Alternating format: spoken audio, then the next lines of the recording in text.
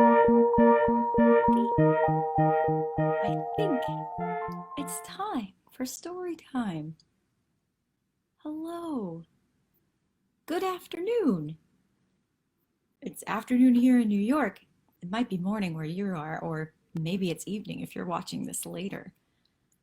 I think my dog Cookie, I think maybe she's confused. Maybe she thinks it's nighttime because she's always sleeping so much. Or maybe it's just time for her afternoon nap. Do you take an afternoon nap? I like to take one when I can sometimes. It's nice to just take a breath, and even if I don't go to sleep, I'll just lay down a little and calm down. And oh, do you hear that sound? Someone is outside of my house fixing something. They have a table saw and they're cutting wood. I think they're fixing something in their house. I live in the city. I live in Brooklyn, New York, and I live in a neighborhood where there's lots of people all around helping each other, fixing things, doing things outside in their yards. It's kind of nice, even though it can be a little noisy sometimes. Well, my name's Krista. If we haven't met yet, I feel like we've met. You've probably been here before. But it's time for story time. And what we do during story time is we first start by saying hello. So let's do that. So, hello. Hi. Good day, good day. Okay, so we did that. Good. Hi. Hi to you. If you are here and you're with a grown-up or you know how to type, I might be able to see if you say hello and your name if you'd like. I might be able to see it. Sometimes the video doesn't show me the things that everybody is saying until the very end, so it might not work. But either way, I'm really glad you're here. So that's the first thing. We say hello. And then the second thing we do is we get ready for story time. And what does that mean to get ready? I mean, I'm here, you're here. I feel totally ready. I think we look ready. But what we do sometimes is we prepare our mind to be ready and our body to be ready and to sit a little, right? During story time, we can't really run around the whole house or go outside. We do have to stay a little bit still. So I like to do that and get myself ready to do that. So I'm going to do that by sitting up really tall, and I'm going to take my shoulders. Oh, and you can do this too if you want. Don't mind me. I take my shoulders up closer here to my ears. You see, and I bring them up, and then I take them, try to turn them behind me, and then I roll them down my back. It's like a circle. Yeah, sometimes when we feel tight or stressed or anxious. Have you ever felt anxious before? Like you're really worried or scared? It can happen. I like to roll my shoulders to loosen up. So I'm going to do that again. I take my shoulders up to my ears, really high, take a breath in, and then roll them back and down. Good. And then I'm going to take my hands onto my hips, just where my legs bend, that part. And I'm just going to go a little side to side. Just turn a little. Good. And then I'm going to take my arms, I'm going to grab my elbows. Can you touch your elbows? It's so strange. Touch your elbows, and then I want you to think about making your back really round and pulling your elbows forward toward me, like this. And drop your head and shake it. Yes and no. Yes, and up and down. Good. I feel pretty good now. How about you? Are you ready to see what the story is? Did anybody tell you what it is? Because it's written in the title. If they told you, don't tell anybody else. Ready? Don't spoil the secret. Because here it comes. It's called Corduroy. Corduroy. And it's a teeny tiny book. It's a tiny book. Maybe if you have this copy or you've read it before with your family or friends or at the library, it might have been a bigger version, a bigger copy of this book. But this book is made specifically for child-size hands. My hands aren't quite child-size, so if my hands block the pictures, you might want to wave at the camera and say, "Stop, Krista, stop. Be careful. Open the book." I'll try my best. The other thing about this book is that the pages are glossy, which means that you can get a little bit of a shininess, a little reflection. So I'll try to hold it so you can still read the pictures and the words if you want. Yeah? Okay. This is a story about a bear, but it's also about a special little girl too, and the friendship they have together. My mom used to read me this story when I was little, and it is a very old story. You know, this story was written in 1968. 1968, probably when some of your grandparents were born or when they were little. It's pretty cool. And this story is written by Don Freeman. We call this story a classic. I know they say that word a lot in Australia. Ruben says that word, huh? Do you say classic? Classic just means it's a book that holds the test of time. It's a story we pass down from generation to generation, and this is a book quite like that. It's not a book that you read for a couple years and put away. It's a book that you can read and revisit your whole life. I'm not a child anymore. I don't think I am, but I still like reading this book. So are you ready? Corduroy by Don Freeman. Look at that. Do you know what those are called? Overalls. Overalls. Corduroy is a bear who once lived in the toy department of a big store. Day after day, he waited with all the other animals and dolls for someone to come along and take him home. He looks like he's patiently waiting. The store was always filled with shoppers. They were always buying all sorts of things, but no one ever seemed to want a bear in green overalls. But look at this. Do you see what's happening in the picture? Oh, I told you. I don't have child-sized hands. I almost dropped the book. Look. What's happening there? I see a little girl maybe looking his way. Oh, and there she is. Then one morning, a little girl stopped and looked straight into Corduroy's bright eyes. "Oh, Mommy," she said, "look, there's the very bear I've always wanted." "Oh, not today, dear," her mother sighed. "I've spent too much already, and besides, he doesn't look new. Look, he's lost the button to one of his shoulder straps." Oh, I guess when you are at a store, you do want to buy the one that looks the most new and not worn out. Her mom has a point. But look, Corduroy watched them sadly as they walked away. "I didn't know I'd lost a button," he said to himself. "Tonight I'll go and see if I can find it." Oh, I didn't know Corduroy was so handy. Let's see. Late that evening, when all the other shoppers had gone and the doors were shut and locked, Corduroy climbed carefully down from his shelf and he began searching everywhere on the floor for his lost button. Suddenly, which means all of a sudden, at once, something unexpected happened. Suddenly, he felt the floor moving from under him, and quite by accident, he had stepped onto an escalator and up he went. Oh, could this be a mountain? He wondered. I think I've always wanted to climb a mountain. I guess it's a mountain of sorts if you're in a store. He stepped off the escalator as it reached the next floor, and there, right before his eyes, was an amazing sight.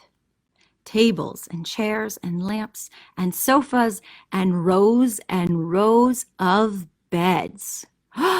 "This must be a palace," Corduroy gasped. "I guess I've always wanted to live in a palace."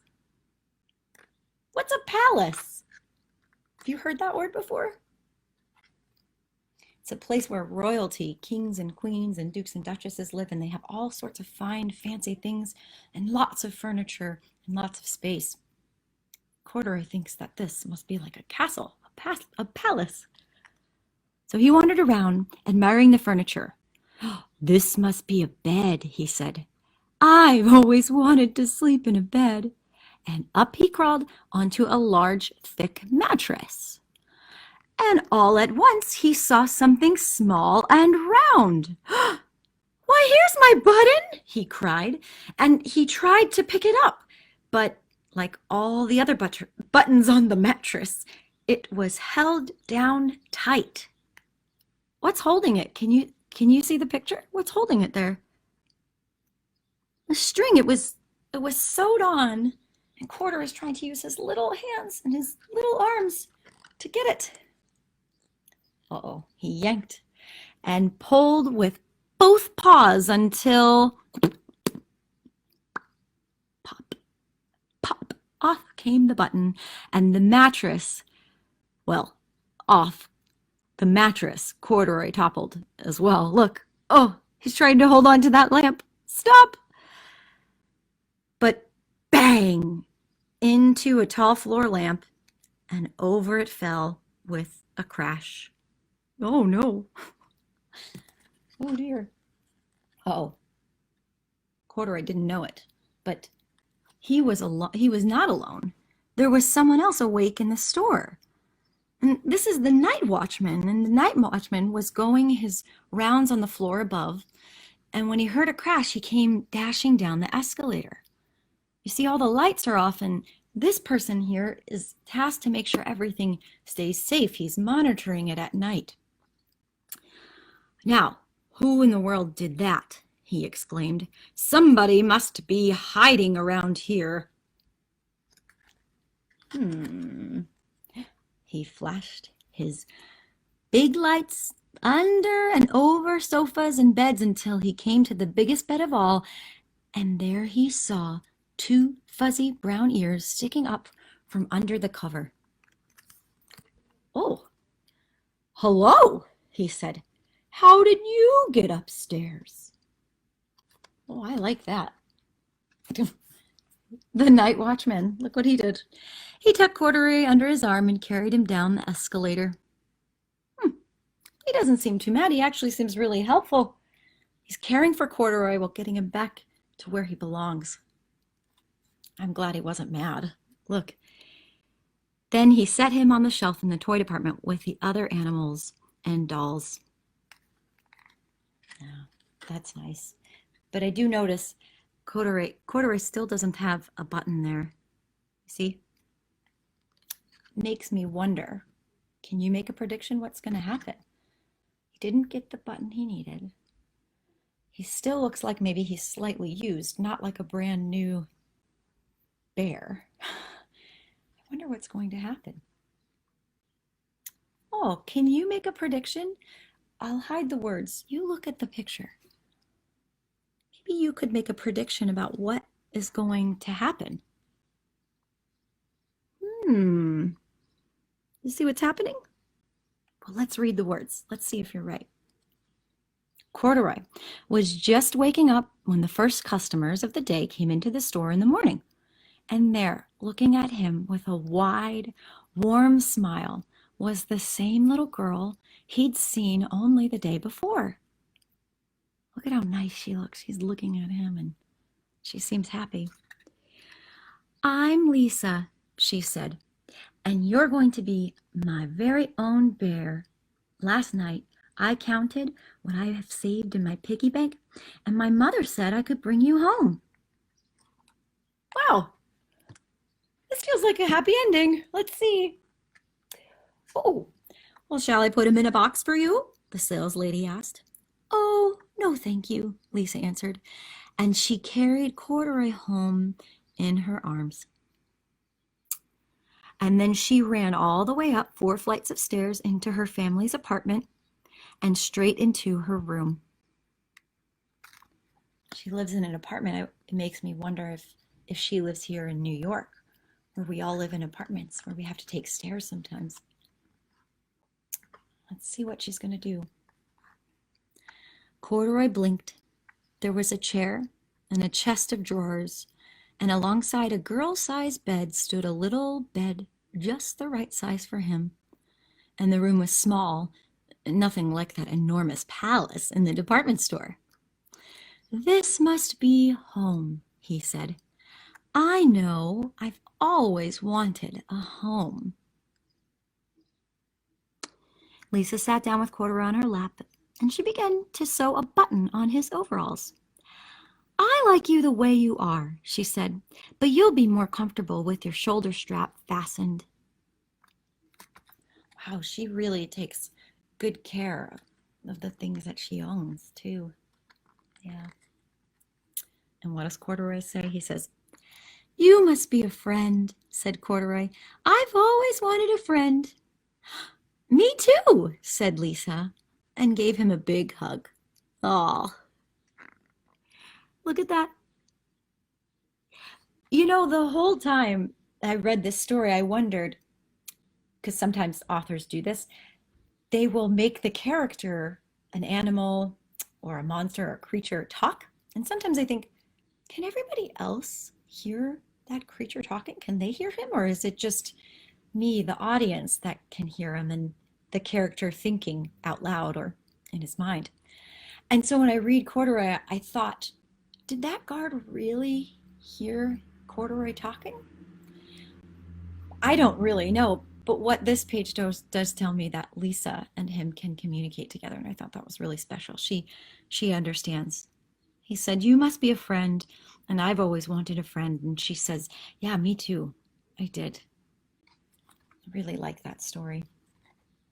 Sounds like Corduroy found a really nice home, a safe home, a loving home, and a home where he'll be taken care of with Lisa and her mom. I really like that story. Do you remember what year I said it was written? 1968.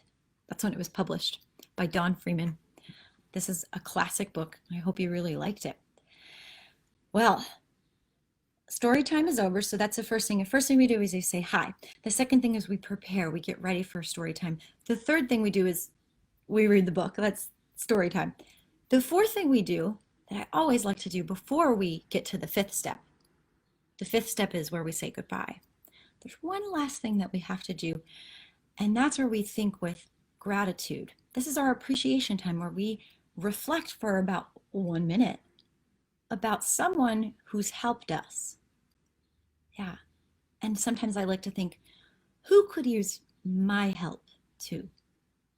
So the first thing I want to do, I want to just move my body a little bit, shrug my shoulders, and then I'm going to take a breath and I'm going to close my eyes. And you don't have to really close them. You could just cover them without touching your face. You could just do that.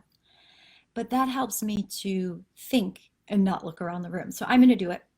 I'm going to close my eyes and I'm going to take a breath and I'm going to think about someone who's helped me today. Is there someone you can think of? Yeah. I have that person here.